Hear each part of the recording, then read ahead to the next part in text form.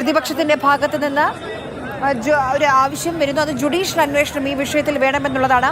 സ്റ്റേഡിയത്തിന് സമീപത്തെ ഓടയുടെ സ്ലാബ് തകർന്നാണ് ഈ ഒരു ദുരന്തം ഉണ്ടായതെന്ന ഒരു സംശയം ഇപ്പോൾ വരുന്നുണ്ട്. ഇതിന് മുകളിൽ നിന്നിരുന്ന ആളുകൾ താഴെ വീണു. അതിന് പിന്നാലെയാണ് ഈ തിക്കും തിരക്കും ഉണ്ടായത് എന്നും അറിയാൻ കഴിയുന്നു. അതായത് വലിയ രീതി കെ പി ശ്രീധരൻ നമുക്കിപ്പോൾ ബംഗളൂരുവിൽ നിന്ന് തുടരുന്നുണ്ട്. ശ്രീധരൻ, ഇപ്പോൾ BJP ജുഡീഷ്യൽ അന്വേഷണം ആവശ്യപ്പെടുന്നുണ്ട്. ഒരു ഓടയുടെ സ്ലാബ് തകർന്നാണ് ആളുകൾ വീണതെന്ന് കേൾക്കുന്നു. അതിലൊക്കെ ഒരു വ്യക്തത വരുന്നുണ്ടോ?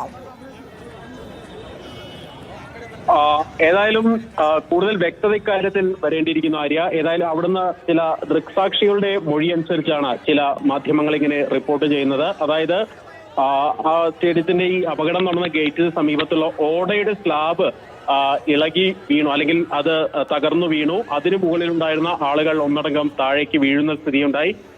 ഇതിനെ തുടർന്നാണ് അവിടെ ഒരു തിക്കും തിരക്കും രൂപപ്പെട്ടത് എന്നാണ് മനസ്സിലാക്കുന്നത്. ഏതായാലും ചില ആശുപത്രികളിൽ നിന്നുള്ള പ്രതികരണങ്ങളും, അതായത് ഈ സ്റ്റേഡിയത്തിന് സമീപത്തുള്ള വൈദേഹി ആശുപത്രിയുടെ ഒരു പ്രതികരണം വരുന്നുണ്ട്.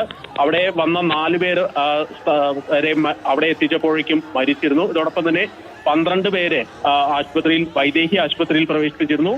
അവരുടെ നില ഇപ്പോൾ വലിയ പ്രശ്നങ്ങളില്ല. അവർ അപകടനില തരണം ചെയ്തു എന്നുള്ള വിവരങ്ങൾ കൂടി പുറത്തു വരുന്നു. ഏതായാലും ബൗറിംഗ് ആശുപത്രിയിലും, ശിവാജി നഗറിലെ ബൗറിംഗ് ആശുപത്രിയിലും നിരവധി ആളുകളുണ്ട്.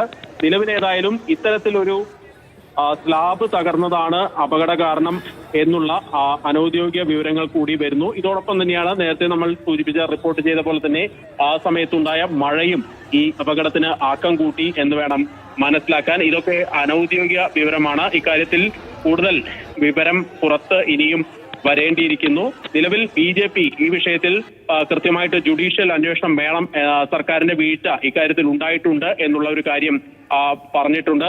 ജുഡീഷ്യൽ അന്വേഷണം ആവശ്യപ്പെട്ടുകൊണ്ട് BJP സംസ്ഥാന അധ്യക്ഷൻ വിജയേന്ദ്ര രംഗത്ത് വന്നിട്ടുണ്ട്.